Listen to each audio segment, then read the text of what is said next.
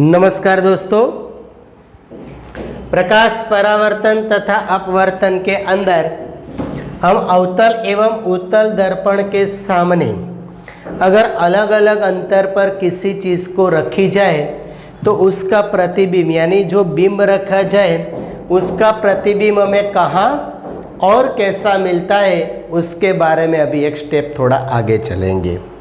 सबसे पहले चीज़ को रखते हैं हम अनंत पर, बहुत दूर पर। अनंत दूर पर किसी चीज़ को हम रखते हैं तो उसके लिए हम अनंत जगह पर ये बिंब रख देते हैं। चलो, ये हमारी वस्तु ए बी हो गई, यानी कि बिंब ए बी हो गया अनंत दूरी पर। अनंत दूरी पर किसी चीज़ को रखा जाए तो उसके प्रतिबिंब के लिए हम यहाँ पर दो किरण लेंगे। दोनों किरण मुख्य अक्ष के प्रति समांतर तौर पे आपतित हो रहे हैं, आप देख सकते हो। ये भी किरण समझ लीजिए। तो वो अपवर्तित होकर किसी निश्चित बिंदु पर इकट्ठे होते हैं, परावर्तित होकर कोई निश्चित बिंदु पर इकट्ठे होते हैं।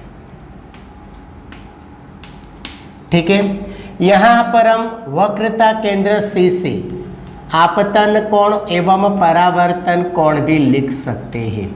हालांकि ये अभिलंब हो गया तो ये पर यहाँ पर हम आपतन कोण I और परावर्तन कोण आँख लिखेंगे।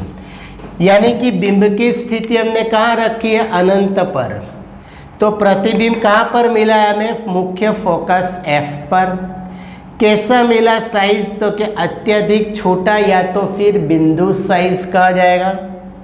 और कैसा मिलता है? प्रकृति कैसी है? तो वास्तविक एवं उल्टा। हालांकि ये प्रतिबिंब के बारे में अच्छी जानकारी नहीं मिलेगी, लेकिन अब जो लेंगे एक के बाद एक उसको अंदर आपको ज़्यादा समझ में आ जाएगा। चलो, अब यहाँ पर मैंने वस्तु का स्थान यानी कि बिंब की स्थिति कहाँ रखी है? वक्रता केंद्र C से 2।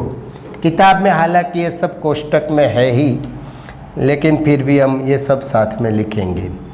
पहली किरण मुख्य अक्ष के प्रति समांतर आएगी, आप देख लीजिएगा ज़रा। ठीक है, ये किरण परावर्तित होकर कहाँ से गुजरेगी? तो ये किरण परावर्तित होकर मुख्य फोकस से गुजरेगी। अब दूसरी किरण है वो वक्रता केंद्र C से डायरेक्टली निकलेगी।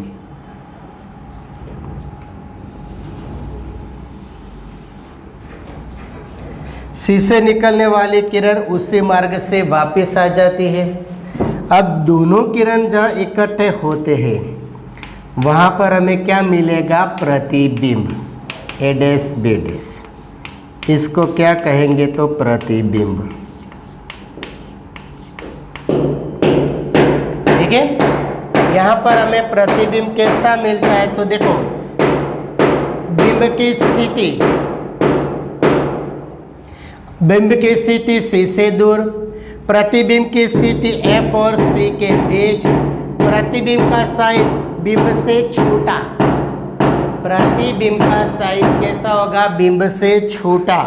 और प्रतिबिंब की प्रकृति कैसे आएगी? वास्तविक एवं उल्टा। 5 चित्र में वास्तविक एवं उल्टा आ जाएगा। ठीक है, अब यहाँ पर वस्तु को कहाँ रखा है मैंने? तो कि वक्रता केंद्र C के ऊपर। वस्तु को कहाँ रखा है? अपने वक्रता केंद्र C के ऊपर। चलो, तो नियम के अनुसार पहली किरण कैसे आएगी? तो मुख्य अक्ष के प्रति समांतर। चलो, वो परावर्तित कहाँ से गुजरेगी? F से, मुख्य फोकस से। चलो, दूसरी किरण मुख्य फोकस से गुजरेगी।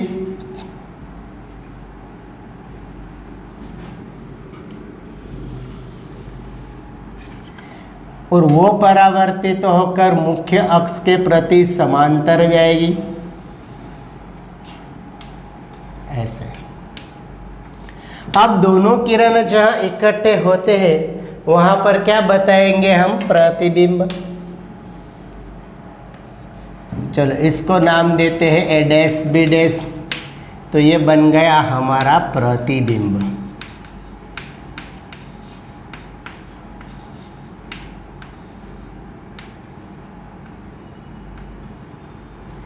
ठीक है, अब इसके लिए चुनते हैं। चलो, यहाँ पर बिंब का स्थान कहाँ पर आएगा, सी ऊपर।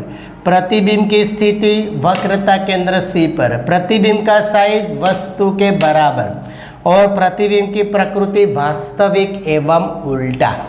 ठीक है, चलो यहाँ पर एक स्टेप आगे चलते हैं। बिंब की स्थिति कहाँ पर आएगी, सी और एफ के बीच। बीच यानी एग्जैक्ट सेंटर ऐसा नहीं, इन दोनों के बीच में आप कहीं भी रख सकते हो। तो पहली किरण नियम के अनुसार मुख्य अक्ष के प्रति समांतर जाएगी, देख लो आप। बाद में वो परावर्तित होकर कहाँ से गुजरेगी, तो बोले मुख्य फोकस से गुजरेगी।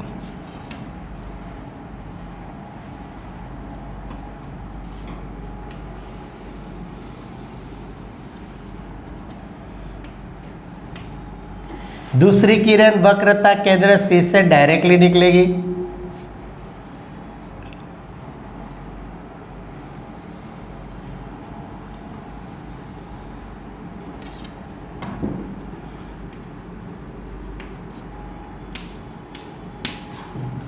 दोनों किरणें जहाँ इकट्ठे हो रही है वहां पर हमें क्या मिलेगा, वस्तु का प्रतिबिंब मिलेगा,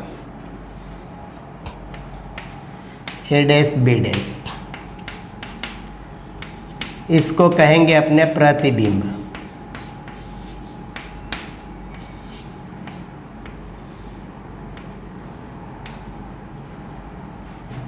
चलो यहाँ पर फिर से आगे उसकी तरह चलते हैं। बिंब की स्थिति कहाँ आएगी, सी और एफ के बीच। बिंब का साइज कितना है, सॉरी प्रतिबिंब की स्थिति कहाँ आएगी, सी से दूर। प्रतिबिंब की साइज बिंब से बड़ा और प्रतिबिंब की प्रकृति वास्तविक और उल्टा, उसकी तरह आ जाएगा। ठीक है, अभी आगे चलते हैं। कहाँ पर रखते वस्तु को, एस सी ऊपर, एफ पर सॉरी। तो पहली किरण तो हमारे नियम के मुताबिक मुख्य अक्ष के प्रति समांतर किरण निकलेगा और वो एफ से गुजर जाएगा।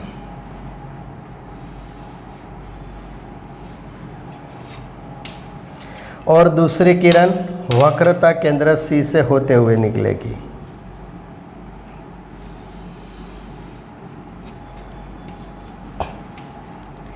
चलो यहाँ पर खास ध्यान रखना है आपको कि बिंब की स्थिति कहाँ पर रखी है हमने, सी एफ पर। प्रतिबिंब की स्थिति कहाँ मिलेगी, अनंत पर। प्रतिबिंब का साइज अत्यधिक बड़ा और प्रतिबिंब की प्रकृति वास्तविक एवं उल्टा। यानी अनंत दूरी पर वस्तु रखते हैं तो प्रतिबिंब कहाँ रखे हम, प्रतिबिंब कहाँ मिले, एफ के ऊपर। तो यहाँ पर एफ के ऊपर बिंब को रखा तो प्रतिबिंब कहाँ मिलेगा, अनंत दूरी पर। इसका उल्टा हो गया। ठीक उसी तरह सी से दूर बिंब को रखें तो प्रतिबिंब सी और एफ के बीच। यहाँ पर सी और एफ के बीच बिंब को रखें तो प्रतिबिंब सी से दूर, यानी कि इसका विपरीत ये, इसका विरुद्ध ये हो गया। ठीक है, अब लास्ट चित्र हमारा बाकी है कि बिंब को हमने रखा है एफ और पी के बीच। तो उसकी चित्र कैसे मिलती है उसकी ज़रा बात कर लेते हैं। तो चलो यहाँ पर हम वक्रता केंद्र सी से गुजरने वाली किरण बता देते। हालांकि किरण वो पीछे की ओर जाती है तो आभासी बना देती है, इसलिए डॉटेड बना दिया हमने।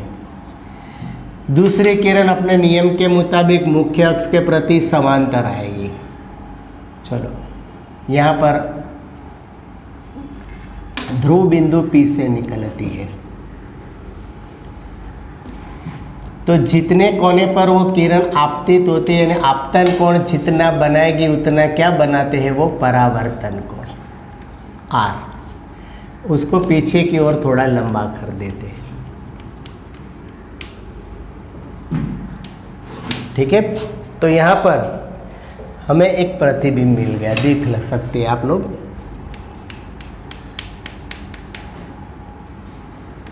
ए डैश बी डैश।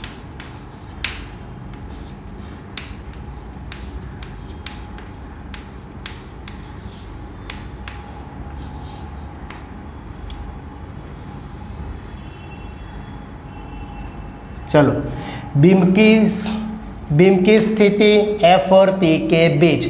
प्रतिबिंब की स्थिति दर्पण के पीछे। प्रतिबिंब का साइज बिंब से बड़ा और प्रतिबिंब की प्रकृति आभासी एवं सीधा। जब भी कोई प्रतिबिंब आभासी मिलता है तो हमेशा आपकी तरह सीधा ही होगा। ठीक है, यहाँ पर हमने जो ये 6 चित्र बनाए उसको बोलते हैं अवतल दर्पण की स्थितियाँ। अब यहाँ पर 2 दर्पण हमने और बनाए जिसको क्या कहेंगे, उत्तल दर्पण। उत्तल दर्पण में क्या परिस्थिति है, चलो एक किरण तो अपना यही ले लेते हैं, अनंत दूरी पर किसी चीज़ को रखते हैं, दूसरा किरण लेते हैं और ये तीसरा। चलो ये तीनों किरण हो गए। यहाँ पर ये उत्तल दर्पण है इसलिए किरण विपरीत दिशा में चले जाएंगे, देख सकते हैं आप।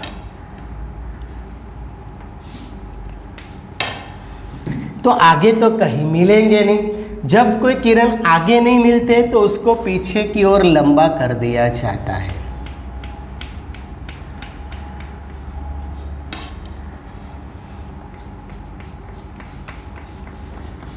चलो, तो ऐसे ही बिंब की स्थिति अनंत पर, प्रतिबिंब की स्थिति फोकस F पर, प्रतिबिंब का साइज अत्यधिक छोटा या तो बिंदु साइज, और क्या आएगा, प्रतिबिंब की प्रकृति आभासी एवं सीधा। ओके, अब यहाँ देखते हैं दर्पण के सामने कहीं भी बिंब को रखा जाए तो पहली किरण तो मुख्य अक्ष के प्रति समांतर आएगी, परावर्तित होकर के F से गुजरेगी,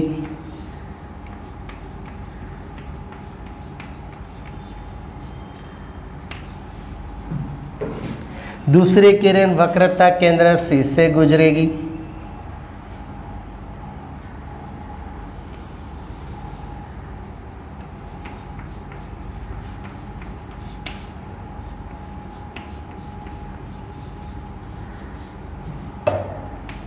तो उसी मार्ग से वापस लौट जाएगी। अब जहाँ पर दोनों किरण इकट्ठे होते हैं वहाँ पर वस्तु का प्रतिबिंब बन जाएगा A डैश B डैश। तो चलो यहाँ पर भी ऐसे बनाए तो बिंब की स्थिति कहाँ पर है, दर्पण के आगे कहीं पर, प्रतिबिंब की स्थिति F और P के बीच, प्रतिबिंब का साइज बिंब से छोटी और प्रतिबिंब की प्रकृति आभासी एवं सीधा। ठीक है, यहाँ पर जब आप चित्र बनाने जा रहे हैं तो खास याद रखना है कि चित्र के अंदर सबसे पहले आपको ये मुख्य फोकस यानी मुख्य अक्ष बना देना है। बाद में सी के ऊपर आपको लंगड़ा प्रकार की नीब रखनी और पेंसिल को यहाँ रख के पूरा राउंड बना देना है। ठीक है, यह मुख्य अक्ष से 4 लाइन ऊपर 4 लाइन नीचे यानी 8 लाइन का दर्पण बनाना है। लंगड़ा प्रकार और पेंसिल के बीच का डिस्टेंस आपको 6 सेंटीमीटर रखना है, 6 सेंटीमीटर। और सब चित्र में P से F की दूरी स्केल से नाप के लेनी है 3 सेंटीमीटर और F से C की दूरी भी 3 सेंटीमीटर यानी कि एक समान लेनी है।